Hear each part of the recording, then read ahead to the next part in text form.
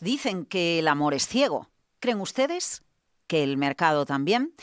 Fíjense, fuego cruzado en el estrecho de Hormuz y las bolsas como si nada. Precio de petróleo por encima de los $110 el barril y las bolsas como si nada. Rentabilidades de los bonos americanos subiendo. El 30 años ha superado el 5%. Y las bolsas como si nada. Dicen que la hormona del amor es la oxitocina, que se segrega desde el hipotálamo. Bueno, pues la hormona de los mercados financieros debe ser la liquidez, esa que ha inyectado durante los últimos años la Reserva Federal, y a día de hoy es el motivo que explicaría que los mercados estén tan potentes. Bueno, eso y la fiebre por la tecnología y por la inteligencia artificial.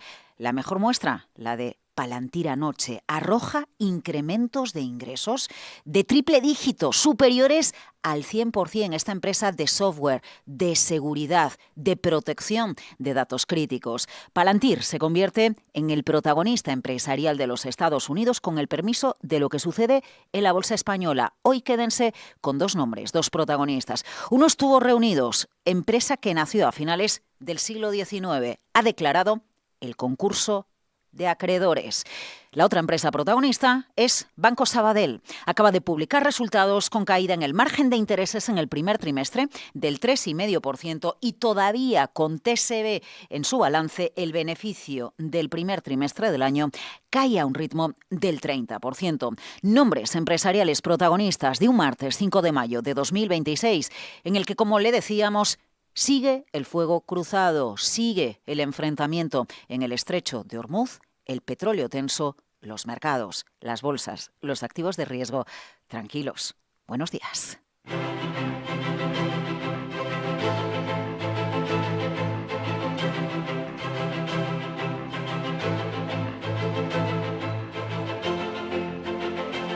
Capital, la bolsa y la vida.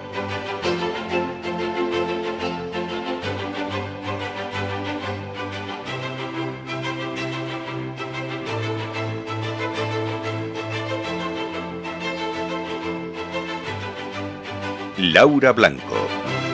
Muy buenos días. Jornada de martes. ¿Fuego cruzado en Hormuz? Pues sí, pues continúa, pero Donald Trump en las últimas horas no le está dando mucha importancia a los ataques recibidos por parte de Irán. Qué ganas tiene de que finalice la guerra, ¿verdad? En este tercer mes en el que el precio del petróleo sigue tenso. Hoy está el futuro del Brent por encima de los $110 el barril.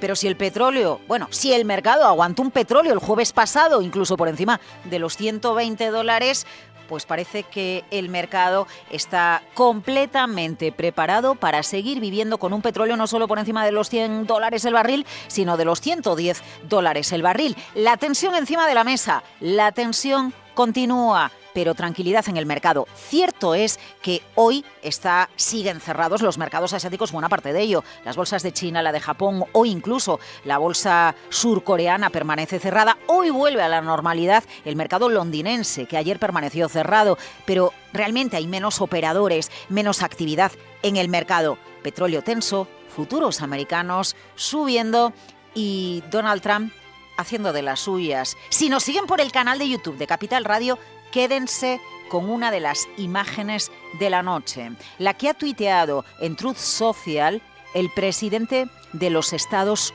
Unidos. Un montaje en el que se ve al actual todavía presidente de la Reserva Federal, Jerome Powell, cayendo en un contenedor como si fuera auténtica basura y diciéndole a Jerome Powell: demasiado tarde, los tipos de interés están muy altos. ¿Es serio que esto lo tuitee el presidente de los Estados Unidos? Desde luego el mercado está más que preparado y acostumbrado para este tipo de mensajes por parte del presidente de Estados Unidos. El presidente de Estados Unidos sigue queriendo que se bajen los tipos de interés. Claro, Estados Unidos tiene un problema de deuda y de refinanciar su deuda y de seguir emitiendo papel y deuda. Hoy vamos a abordar este asunto al detalle en los próximos minutos y vamos a detenernos en algunas de las grandes empresas protagonistas con las que amanecemos este martes. Son los puntos calientes del día. El último, Banco Sabadell, acaba de publicar resultado. Ya ha ejecutado la venta de TSB, pero en los resultados del primer trimestre todavía los incluye. Banco Sabadell gana 347 17 millones de euros en el primer trimestre del año y mantiene los objetivos de rentabilidad y remuneración al accionista 2026-2027. Enseguida nos detenemos en las cuentas de Banco Sabadell. Enseguida nos detenemos en las cuentas de otro gigante, de Palantir, esa empresa que tiene tantos contratos con el Pentágono en los Estados Unidos. Y eso es lo que se evidencia precisamente en sus cuentas. Buena parte de todo el negocio que tiene Palantir en la nueva cartera de pedidos, la actualizada, más de 2.000 millones de dólares. La gran mayoría la tiene con el gobierno de Estados Unidos. Palantir sigue presentando incrementos interanuales de ingresos superiores al 100%, más que duplicando, lo que evidencia dónde está la preocupación de la economía, en proteger activos críticos, en los ciberataques, en el software, en la seguridad. Y esto contribuye a que los mercados sigan ahí arriba, lo que les estábamos planteando al principio. Y tercera empresa del día, tercer punto caliente. Tubos Reunidos, una empresa que nació con otro nombre, en la segunda mitad del siglo XIX ha declarado el concurso de acreedores. Ahora va a ser un administrador concursal el que decida qué sucede con una empresa que estaba teniendo muchos problemas, paralizada incluso la planta de Amurrio en Álava, después de anunciar un ERE porque la actividad de la compañía no era la adecuada y tenía que llevar a cabo un ajuste laboral. Los trabajadores se declararon en huelga indefinida y esto ha complicado todavía más la situación de una empresa suspendida de cotización. Tres frentes empresariales, el petróleo escalando posiciones y los analistas como Antonio Castelo de Broker diciéndonos, bueno, a ver cómo es el mes de mayo. Desde luego la cosa tan complaciente no debería presentarse. No solo que el crudo esté alto, sino que se está manteniendo en una zona que presiona al mismo tiempo tres frentes: la inflación, los márgenes empresariales y las expectativas de tipos. Yo creo que mayo pues puede ser un mes razonablemente soportado por los resultados empresariales, que vemos que se sigue moviendo bastante bien, y por la inercia que traemos de mercado, pero no creo que sea un mes de complacencia, ¿no? Yo creo que mientras que el petróleo siga claramente por encima de los $100, Europa va a tener difícil construir un rally limpio y sostenido, ¿no? $1.1692, el euro a esta hora cediendo terreno, un 0,11% protagonista de la jornada. ¿Vamos a seguir subiendo en mayo? ¿De la mano de quién? Pues enseguida vamos a recopilar las voces de los principales expertos que pasan por Capital Radio y vamos a detenernos en mitos, en mizos, porque lo último que sabemos de los grandes líderes, de los líderes económicos reunidos en las últimas horas en Bruselas, es que los ministros de Economía están inquietos por el impacto que la compañía de Estados Unidos, Anthropic, puede causar en las seguridades de las entidades financieras. Capital, la Bolsa y la Vida, Esther Lapaciño, Jalón, dirección técnica. Vamos con los titulares y Miguel San Martín.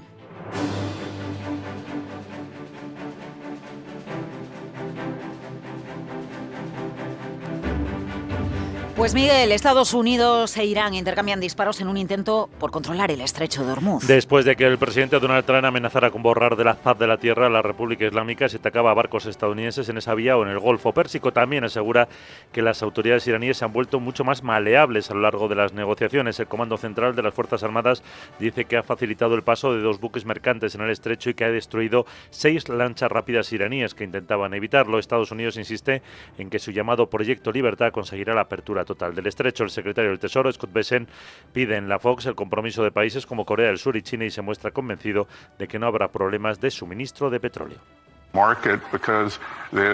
El mercado, debido al conflicto por el estrecho de Hormuz, está en un déficit de unos 10 millones de barriles al día, entre 8 y 10 millones de barriles al día en este momento, así que cada petrolero que pasa tiene unos 2 millones de barriles, por lo que 4 o 5 petroleros al día ayuda a la demanda reprimida. Creemos que hay más de 150, 200 petroleros que pueden salir, así que creo que el mercado va a estar muy bien abastecido. La otra cosa también es que confío, por otro lado, el mundo va a estar inundado de petróleo. Esta nueva misión movilizará más de 100 aeronaves, destructores y drones y 15.000 militares. Emiratos afirma haber interceptado 15 misiles y 4 drones lanzados desde Irán que causaron 3 heridas en los primeros ataques contra el país desde la entrada en vigor del alto el fuego. Pues dice Reuters que la Agencia de Seguridad de Estados Unidos reconoce que no ha dañado el programa de enriquecimiento nuclear de Irán, Miguel. Las evaluaciones indican que el tiempo que Irán necesitaría para construir un arma nuclear no ha cambiado desde el verano pasado, cuando aquellos analistas estimaban un ataque conjunto con Israel que había retrasado el plazo hasta un año. De hecho, Trump ha tenido que salir al paso esta noche. En una entrevista telefónica ha defendido la operación contra el programa nuclear iraní. Todas y cada una de las bombas cayeron por esos conductos de ventilación. Es lo más increíble. Totalmente, ya sabes, utilizo la palabra destruido y la Comisión de Energía Atómica estuvo de acuerdo conmigo, así que la gente ni siquiera sabe si puede recuperar. Y por cierto, si hubieran podido recuperarlo, lo habrían hecho. Fue una de las mejores maniobras militares de la historia. Estas informaciones pueden provocar que se produzcan nuevos bombardeos contra los depósitos de uranio de Irán.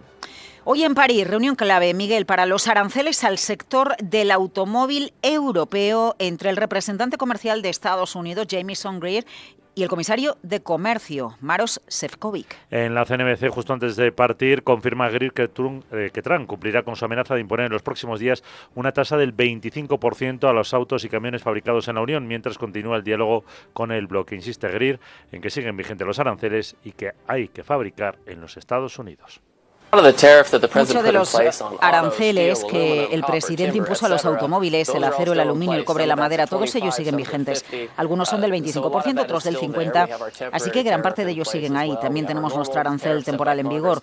Contamos con los aranceles habituales establecidos por el Congreso, así que seguimos recaudando muchos ingresos por aranceles y sigue habiendo muchos incentivos para producir aquí sin aranceles. Los ministros de Economía del Euro instan a Estados Unidos a respetar el acuerdo comercial alcanzado el pasado verano y no subir al 25% los aranceles a los coches y camiones europeos, aunque insisten en que la Unión se reserva su derecho a responder si Trump cumple con su amenaza. Vamos con mizos de Anthropic, Miguel, porque el Eurogrupo acuerda lanzar un debate sobre los riesgos de los nuevos modelos de inteligencia artificial, como este para la seguridad económica del bloque y en especial para los bancos. El comisario de Economía, Valdis Dombrovskis, señala que la Comisión está en contacto con la propia Anthropic sobre detalles técnicos y cibercapacidades de su nuevo modelo y que intenta que se dé a empresas europeas a las pruebas que están realizando, entre ellas entidades financieras. Además, España ha insistido en esa reunión del Eurogrupo en su propuesta de flexibilizar las reglas fiscales para gastos relacionados con infraestructuras energéticas, una idea rechazada por Países Bajos, quien señala que la solución no es tener más deuda. Dombrovskis alerta del impacto para las economías comunitarias.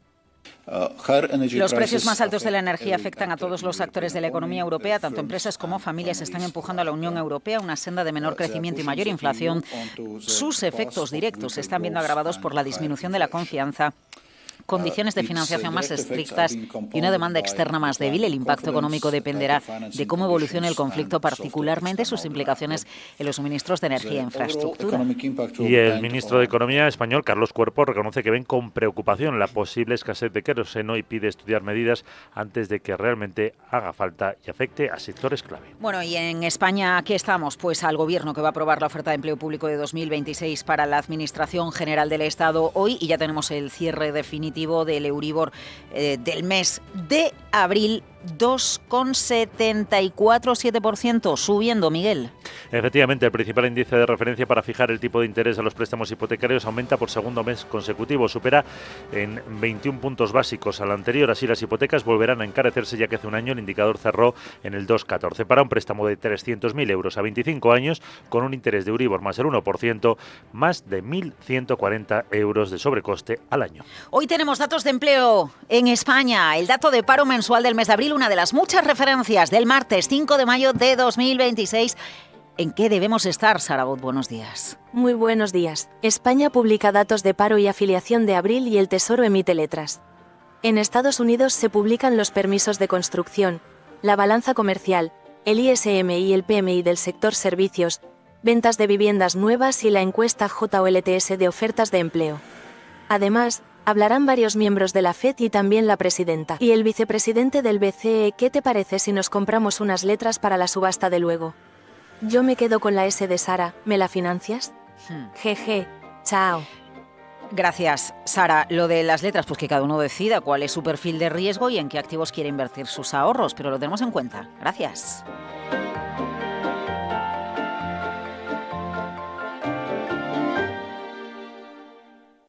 Nos gusta que las personas tengan opinión propia. Quienes aquí hablan también expresan su propia opinión. No representan la opinión de Capital Radio. Capital, la bolsa y la vida.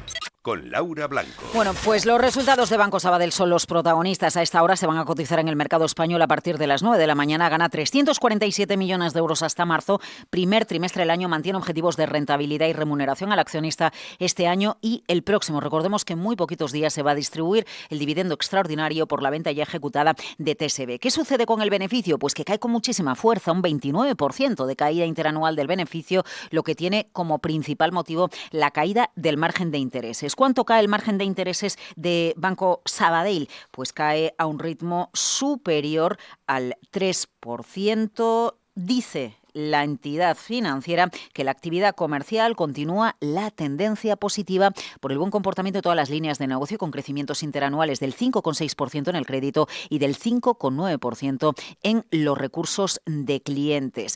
El ROTE de Banco Sabadell, donde se sitúa en el 14,1% y el rato de solvencia C1 fully load en el 13,2%. Sabadell mantiene previsiones, lo decíamos hace un instante, y bueno, pues la morosidad sigue bajando en el 2,55%. Va a presentar los resultados César González Bueno en calidad de consejero delegado, pero ya saben ustedes que hay un cambio como consejero delegado de la entidad de Banco Sabadell después de que la entidad haya cerrado una etapa, la de la OPA de BBVA, que no salió adelante. Palabras de César González Bueno, todavía consejero delegado de Banco Sabadell, con los resultados analizados. Mensaje clave. Mantenemos intacto nuestro compromiso con la rentabilidad y con la remuneración al accionista, tanto para este ejercicio como para 2027. Cuando finaliza nuestro plan estratégico. Pues los resultados de Banco Sabadell se van a cotizar a las 9 de la mañana. Enseguida las claves de los mercados asiáticos, mercado de motor y mucho más en Capital, la Bolsa y la Vida. Capital, la Bolsa y la Vida, con Laura Blanco. Bueno, y enseguida con Luis Vicente Muñoz. Luis Vicente, porque estamos echando un vistazo al poder, a la lucha de poder de las principales economías aéreas geográficas del mundo, a ese enfrentamiento entre Estados Unidos y China. Y si nos detenemos concretamente en la capacidad de las divisas y de las monedas para dominar el mercado, lo que estamos observando es que China, cada día que pasa, cada mes que pasa, gana enteros. Buenos días, Luis Vicente Muñoz. Muy buenos días. Hoy vamos a analizar este frente de guerra geoestratégico en el que sí están moviéndose algunas cosas. Va ganando terreno China, va perdiendo algo Estados Unidos, pero no su dominio. Hablo del sistema de pagos del comercio internacional. Si no me puedes pagar en dólares porque hay sanciones o limitaciones, puedes hacerlo en yuanes. Esta batalla comenzó, recordamos, tras la expulsión parcial de Rusia del sistema de pagos internacional SWIFT en el año 2022, cuando la invasión a Ucrania. Moscú ha venido ya desplazando masivamente su comercio hacia el rublo, su propia moneda, y hacia el yuan. A comienzos del 24, más del 90% del comercio bilateral entre China y Rusia ya se liquidaba en estas dos divisas y evitaban pagar y cobrar tanto en dólares como en euros. Ahora mismo la cuota del yuan en los pagos globales está en un récord. Se acerca al 5% según datos de SWIFT, lo que consolida a la moneda china como la cuarta moneda más utilizada en pagos internacionales, por encima del yen japonés. Hace poco más de una década el yuan apenas pesaba un 0,1% en los pagos y hoy está creciendo a ritmos de 2 dígitos. En paralelo, el sistema alternativo chino de pagos que se llama CIPS, la respuesta al SWIFT occidental, ha multiplicado por casi 3 sus participantes directos desde el año 22. Claro, le han impulsado Rusia, Irán, los otros países que buscan vías para esquivar las sanciones de Estados Unidos y también de Europa. Irán, que está prácticamente expulsado del circuito del dólar, está usando el yuan para cobrar su petróleo y pagar las importaciones chinas, lo que crea un bucle de comercio donde los ingresos energéticos se reciclan en compras a China. También India ha empezado a liquidar parte de sus compras de crudo iraní en yuanes, lo que muestra que el circuito yuan no es solo cosa de Pekín y Moscú, sino que empieza a implicar a terceros países que buscan mantener vínculos, por ejemplo, ejemplo con Teherán, sin exponerse a sanciones secundarias. Pese a este salto, el yuan sigue, claro, lejos de desbancar al dólar. La moneda estadounidense mantiene cerca de la mitad de los pagos del comercio mundial, frente a menos del 5% del yuan. Donde sí que se aprecia un cambio más profundo es en el comercio de la energía y en las materias primas. Entre los países sancionados, los que están alineados con China, donde el yuan sí que empieza a funcionar claramente como una moneda refugio de último recurso frente a las presiones de Washington. Se observa bien que el uso del yuan se está concentrando en unos pocos socios, China, Rusia, Irán, algunos emergentes, de modo que hablamos más de una regionalización financiera que de una sustitución inmediata del dólar como divisa hegemónica, como algunos especialistas alertan como un riesgo, una posibilidad futura. Es decir, no significa ni de lejos el fin inmediato de la hegemonía del dólar, pero sí un mundo financiero más fragmentado, un bloque occidental dominado por el dólar y el euro en segundo lugar, y un eje emergente que crece en torno a China, Rusia e Irán, donde el yuan ya funciona como esta moneda de último recurso cuando el acceso al dólar se cierra o se limita. La economía es como el agua, siempre acaba abriéndose paso, especialmente por las grietas. Esas grietas, qué peligro, ¿verdad, Luis Vicente? A partir de las 8 de la mañana, más claves de la economía y del dinero. En Asia, ¿qué pasa con esa economía y con ese dinero? El yuan cada vez más presente en los sistemas de reservas. ¿Y las bolsas? Pues atención, porque hoy hay muchas cerradas en Asia-Pacífico.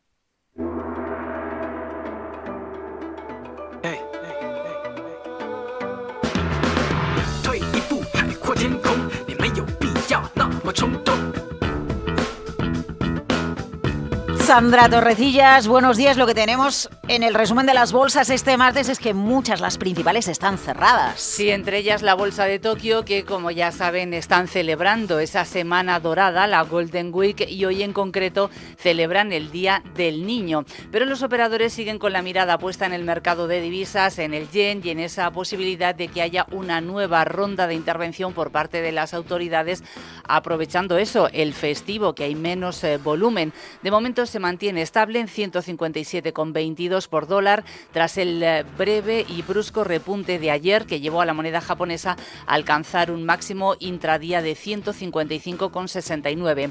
El índice MSCI Asia-Pacífico, excluyendo Japón, está bajando un 0,3%. Las bolsas de China continental siguen cerradas, continúan celebrando el Día del Trabajo. Sí que está abierta Hong Kong, está bajando el índice Hansen un 1,3% y hoy allí ha habido un debut en bolsa.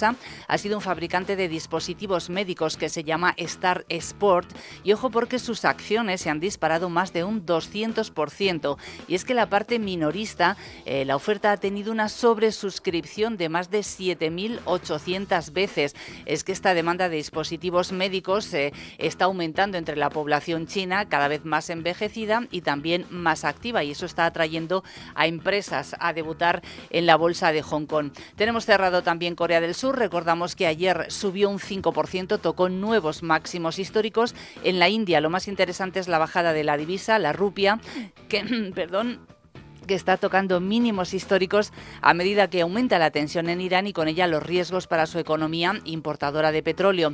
La rentabilidad de los bonos a 10 años indios alcanza el 7,05% y en Indonesia el Banco Central ha intervenido en el mercado de divisas cuando la rupia se ha ido a mínimos históricos. Bueno, lo que tenemos es subida de tipos de interés según lo esperado del Banco Central de Australia. Sí, 25 puntos básicos arriba hasta el 4,35. Es el tercer aumento consecutivo este año por el repunte de los precios del crudo y de la inflación. También allí hemos conocido gasto de los hogares australianos en el mes de marzo, que ha subido un 1,6, el mayor aumento en más de 2 años. Tenemos resultados, por ejemplo, los de un gigante financiero, el HSBC, Sandra. Que mantiene las ganancias prácticamente planas en el primer trimestre, beneficio antes de impuestos de 9.400 millones de dólares.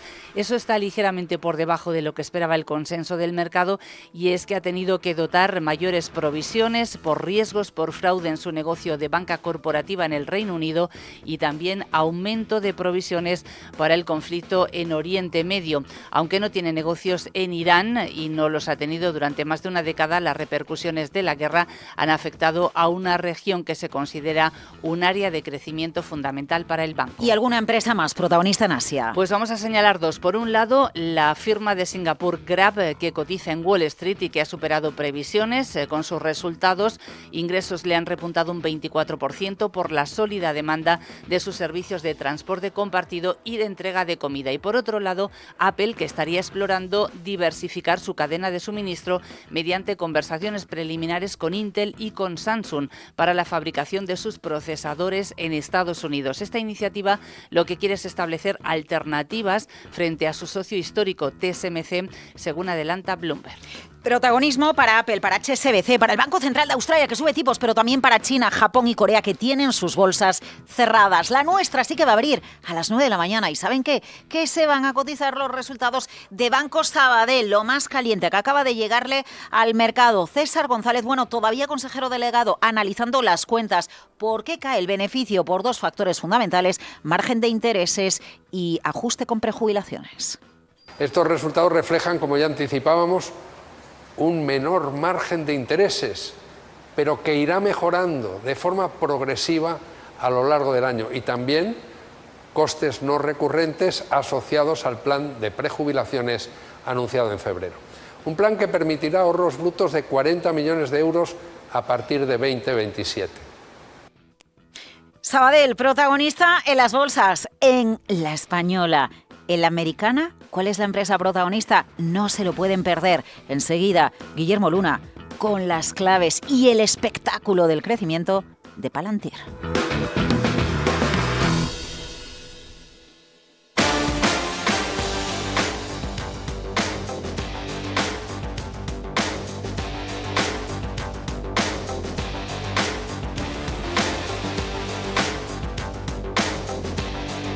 Espectáculo de Palantir en la publicación de sus números. Cómo crece la facturación, cómo crecen los pedidos, cómo crece su contrato, sus contratos con todos, también con el gobierno de los Estados Unidos. ¿Qué le dice Palantir a la bolsa, a los inversores? Guillermo Luna, buenos días. Buenos días, Laura. Palantir ha vuelto a colocar al mercado ante una pregunta incómoda. ¿Estamos ante una empresa de software cara o ante una de las grandes ganadoras reales de la inteligencia artificial?